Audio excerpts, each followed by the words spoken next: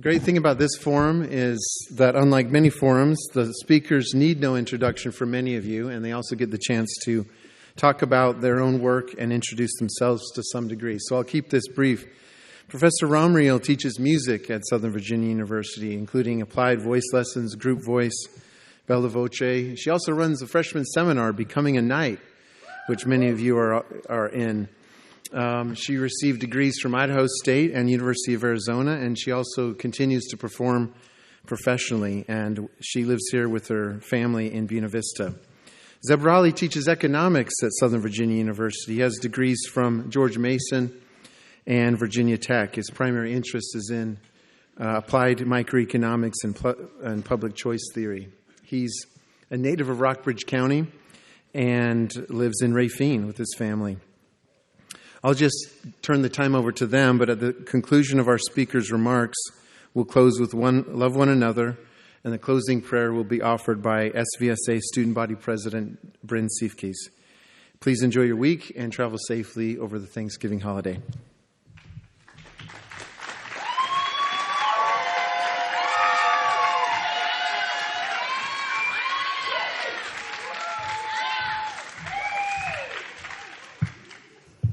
Thanks, guys. All right. Whew. I'm nervous. There are a couple things I'm nervous about, but I teach people how to not be nervous, so I just need to stand in a power pose for a second. All right. I'm nervous that my skirt is going to fall off, and the reason is because that's happened to me before. I talked to my husband about it. I've checked my slip so many times I can't even tell you, but I'm pretty sure it's not going to fall off, so you're welcome. Okay. So, is this on? Hello? No, back. There we go. All right. So, I don't know about you guys, but I like things to be what they appear to be. For example, jelly beans. While they are not high on my list of delectable delights, sometimes I do sample. I remember the very first time that I tried a Jelly Belly. It was yellow with marbled white, and I was certain that it was going to be a tangy, citrusy, lemon cream flavor. Alas, popcorn. That jelly bean couldn't have made a quicker escape from my mouth had it grown legs and jumped out on its own. Still to this day, I don't trust Jelly Bellies, and I don't expect that I ever will. But you know what I do expect? I expect works-cited pages and responsibly sourced materials. So, what are some of your expectations? What do you expect from your life? Are you where you thought you would be? Are you on track to be where you want to be in 5 years, 10? Have you even thought about it? When I was your age, I kind of hadn't. Expectations change throughout your life, or maybe I'm the only one. A long time ago, in a galaxy far, far, far away, about 2,000 miles to be exact, a 5-year-old redhead had a dream. She had one dream. She dreamed of being Princess Leia. Many a kindergarten recesses were filled with Star Wars, a.k.a. tag. Kiss tag, you ask? She'll never tell. But can you picture it? Young Mackenzie, red space buns bouncing, being chased around the desolate playgrounds of Tyhee Elementary. Yes, chased by Luke Skywalker and Han Solo, a.k.a. Jerry Smedley and Trevor Satterfield. You can imagine our shock when later, in our kindergarten year, we discovered what you've known your entire lives. Luke and Leia are brother and sister. We never expected that. Expectations of being Princess Leia later evolved into me wanting to be an astronaut.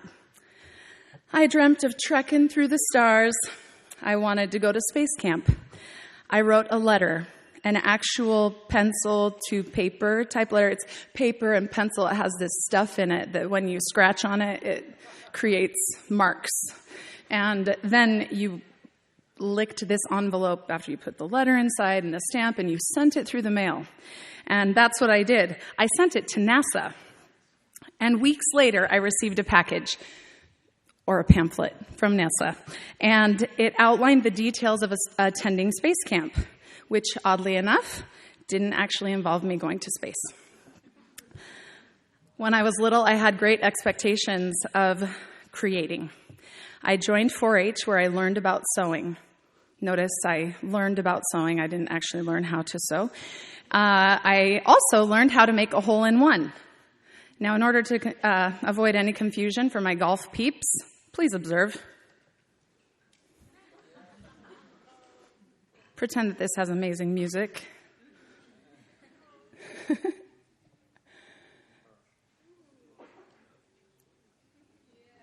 You're welcome. This is your cooking lesson for the day. Voila. A hole-in-one. Very nice. Anyone who's in Dr. Hurt's bio class can appreciate the stop motion. Thank you, Kerrigan. One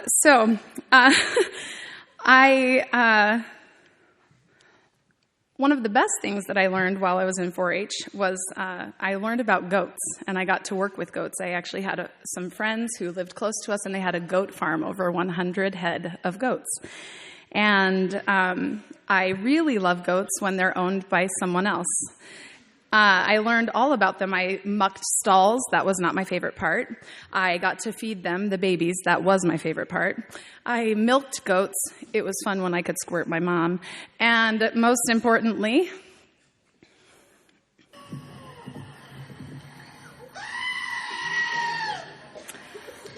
I learned that that is not a goat. Even though this video is titled Goats That Yell Like Humans, now you know, that's a sheep, not a goat. All right, so I could continue like this forever, but I'm on a pretty strict time budget, so moving on. As I entered my teens, my expectations started to shift, and they evolved from Star Wars to Growing Pains. Not the literal Growing Pains.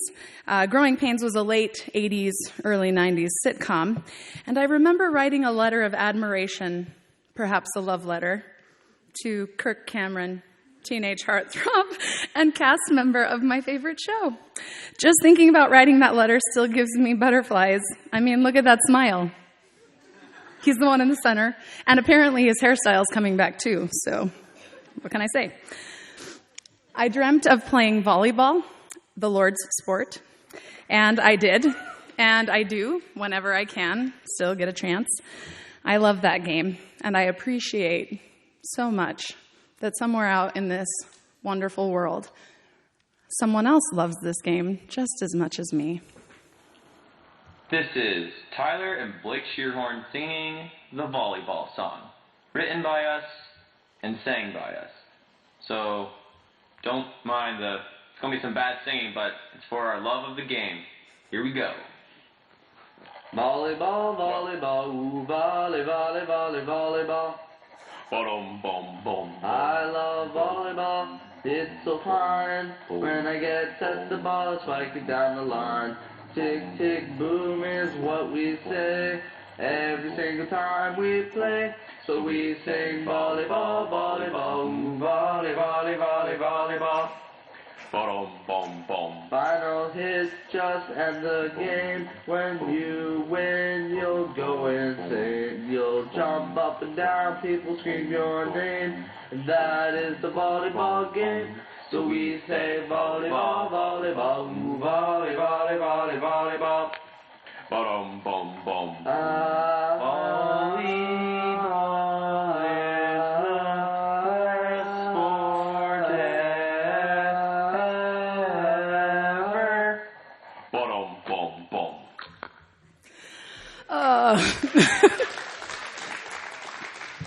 So many things. I've watched that so many times. I thought about, should I show you the entirety? But Kerrigan told me that one of the things that defines your generation is watching pointless videos. So, again, you're welcome.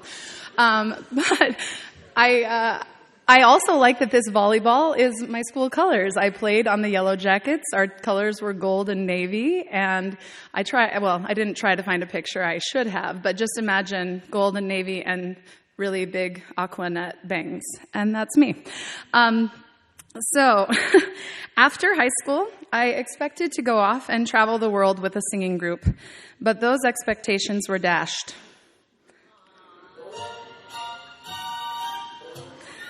When I met the peanut to my butter, the hippie to my shake, and the love of my life. I expected that we would have lots of kids. I'd be a stay-at-home mom, and that life would just be hunky-dory.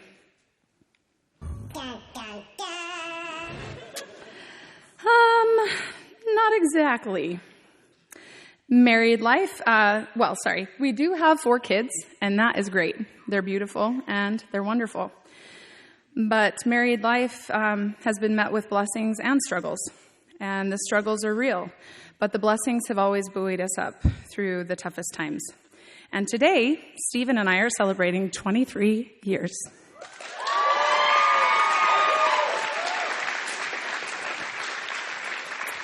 So, in celebration and for funsies, here are some of my favorite family photos. I love Halloween because of themed family costumes and embarrassment for my children. So this is the little boys' first Halloween. Looks like Christmas, but it was Halloween. This was one of my favorites, Wizard of Oz. And this was this was before we left Tucson. My favorite is the little toothless pig. I love toothless smiles. So there's a highlight reel of some of my biggest expectations. Now, for some of the things that I never expected. I never expected Luke and Leia to be brother and sister, so don't even get me started on Darth Vader. I never expected Kirk Cameron to respond to my letter, which is why I never sent it.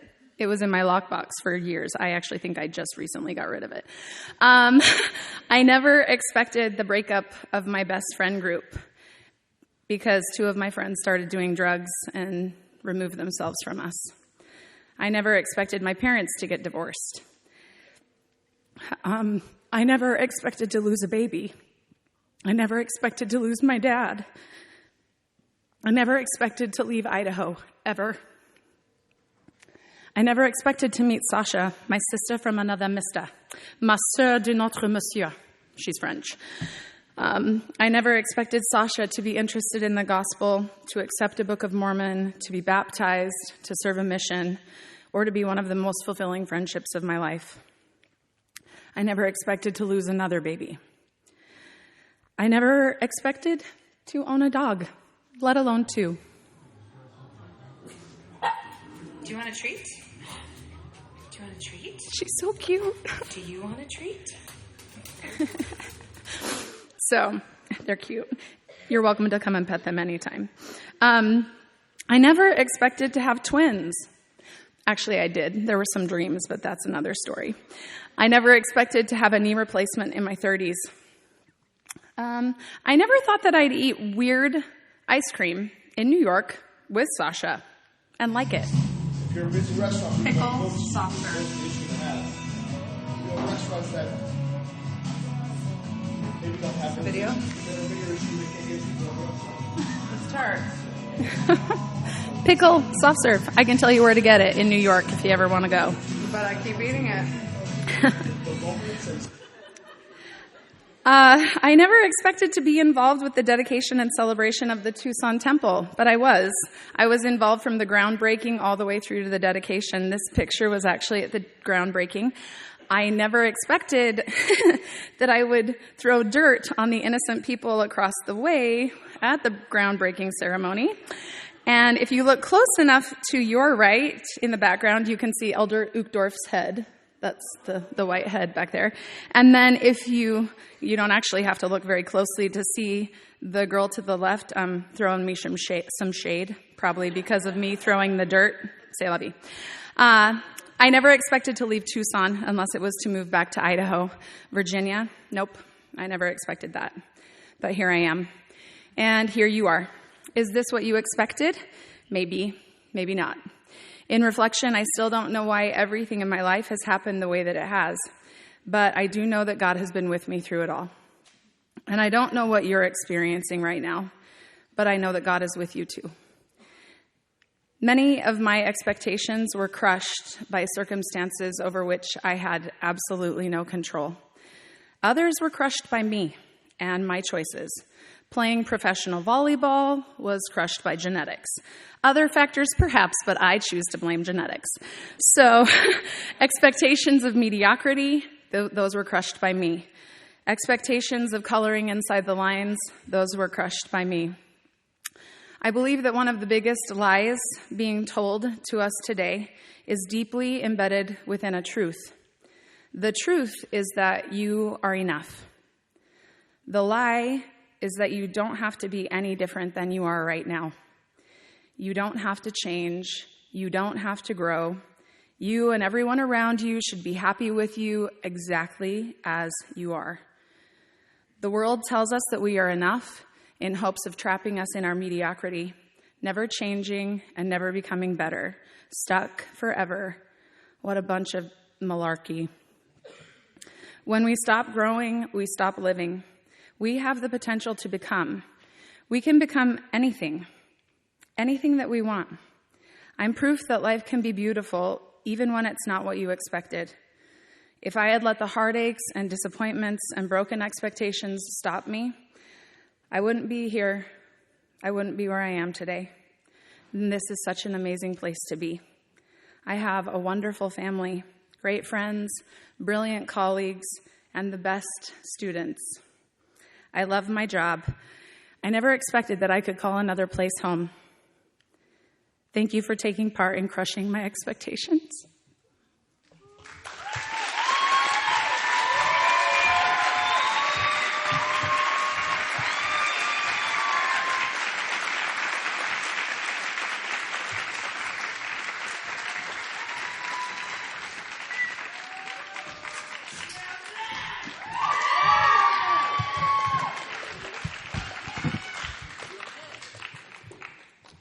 Thank you. I have the unenviable job of following Professor Romriell. I don't think anybody says after that, gee, I can't wait to hear from an economist. But that's what we've got. So, good morning. My name is Zeb Riley, and I am an instructor of economics here at SVU in the Business Management and Leadership program. This is my 5th year at SVU. And if you had asked me in fall 2015 whether I thought I would be selected as professor of the semester at any point in my career, I would have almost certainly said no. Economics is sometimes called the dismal science, and people often don't like economists. It is truly an honor and privilege to represent this wonderful university as one of your professors of the semester. This is certainly the high watermark of my young career, and a milestone that will be difficult to top. I want to thank you from the bottom of my heart for this distinction. I have a confession to make. I love economics. There, I said it. For those of you who may not know, economics is essentially the study of human decision-making under scarcity. It is sometimes called the dismal science, because economics teaches us the harsh reality that we cannot have it all, and that we must make often difficult decisions about the wants and needs we will satisfy and the ones we will forego. I first fell in love with economics in high school, thanks to an amazing AP economics instructor. While most of my friends were thinking about who they were going to ask to prom, the sport they played, or the car they hoped to get, I was thinking about opportunity cost, indifference curves, and supply and demand graphs. At the time, I would have gladly shared my passion for economics with anybody who would have listened. Today, I get paid to talk about a subject I love with a captive audience every day. This is so cool. I don't just love economics, however. I live and breathe it. When I first started dating Shannon, now my wife, she had to learn to accept my economic eccentricities. To give you an idea, I would walk out of the movie theater in the middle of the movie on dates because the opportunity cost was too high and because the tickets were a sunk cost anyway. After only a few weeks of dating Shannon, before I ever said I love you, I told her that she maximized my expected utility.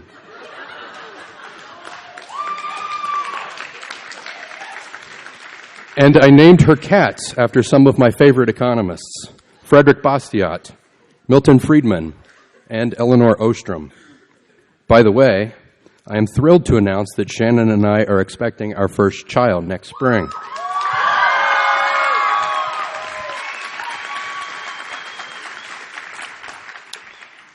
You better believe I have some great economist names in mind. One of my favorite definitions of economics is the study of how to get the most out of life. I truly believe those who study economics are better equipped than those who do not to make the most of their time on this earth. Studying economics enhances one's ability to live the good life, however he or she may define it. I know it has for me, and I believe it can do the same for you. If we truly care about promoting and enhancing the well-being of ourselves, others, and posterity, a greater understanding of economic principles is indispensable.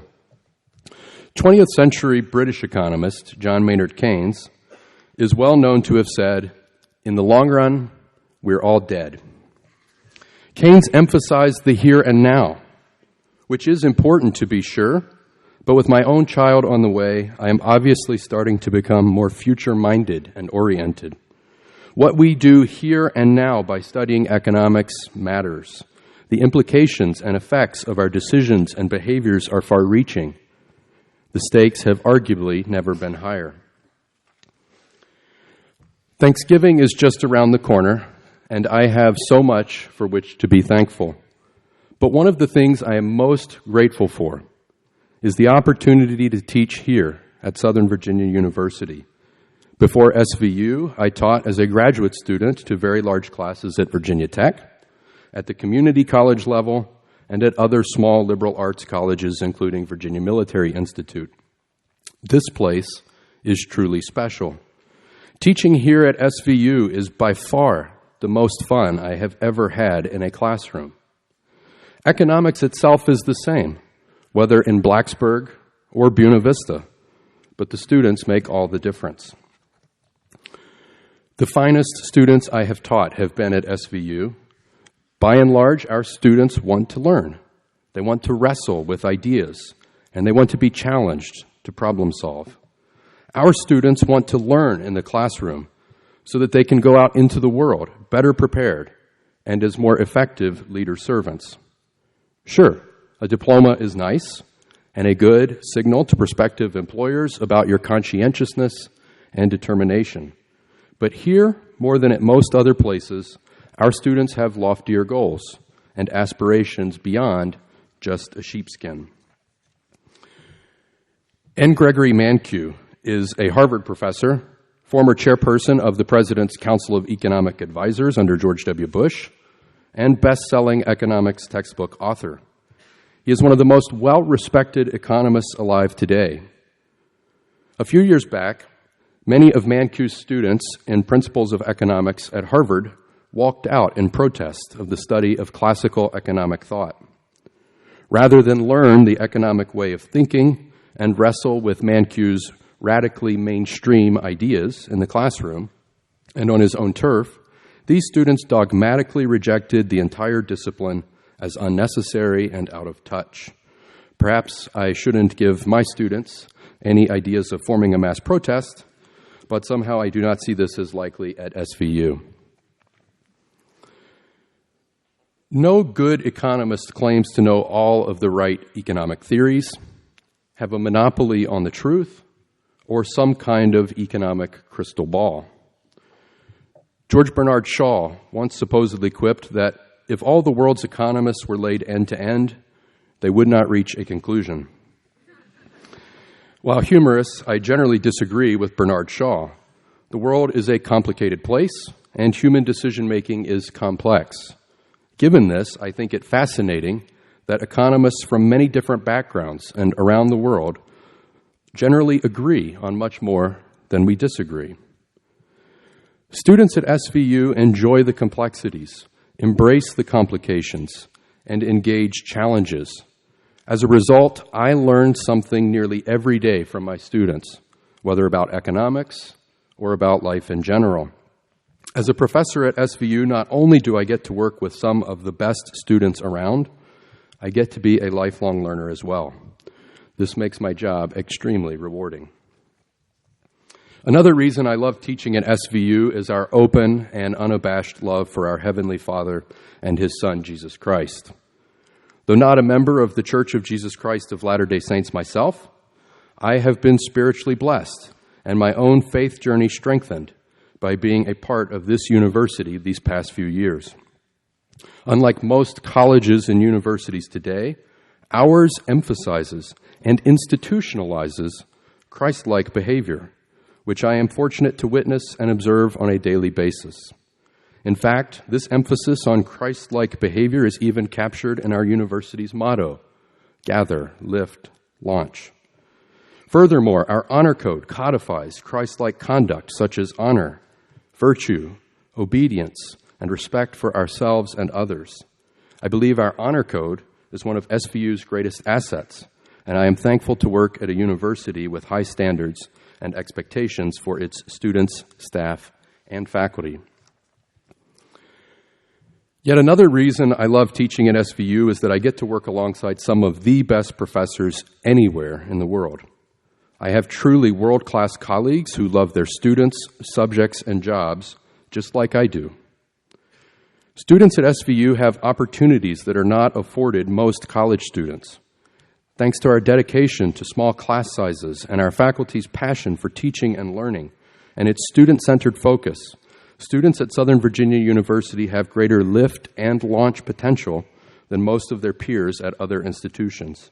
I am honored and blessed to be a part of this amazing faculty.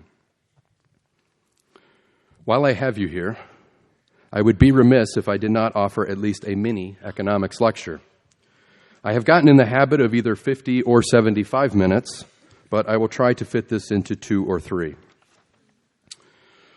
One of the most important takeaways from an economics education is our need for others.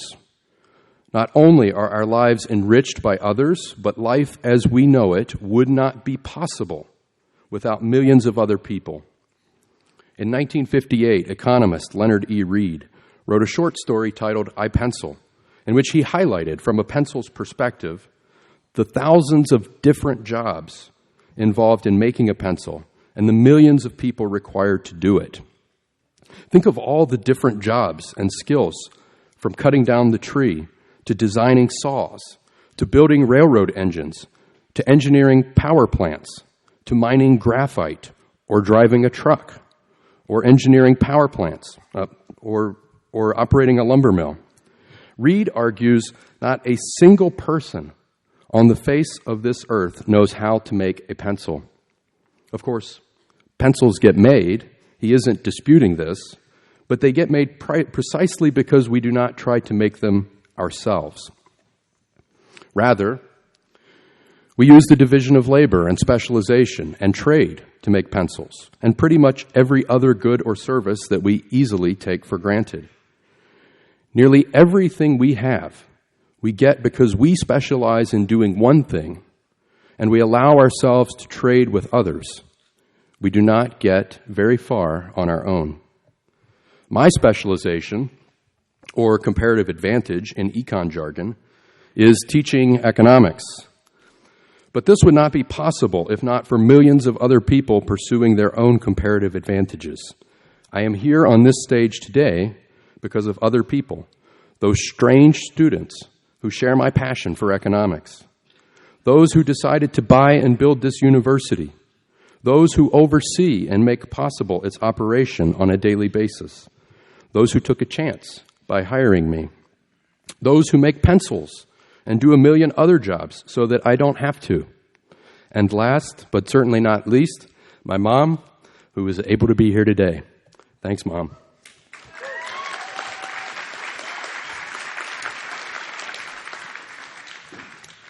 These are only a few reasons I love teaching at SVU.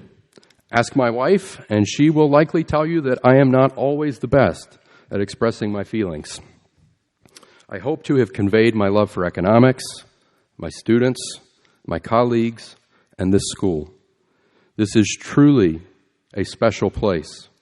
I hope you all have a reflective, rewarding, and renewing Thanksgiving break. Go Knights.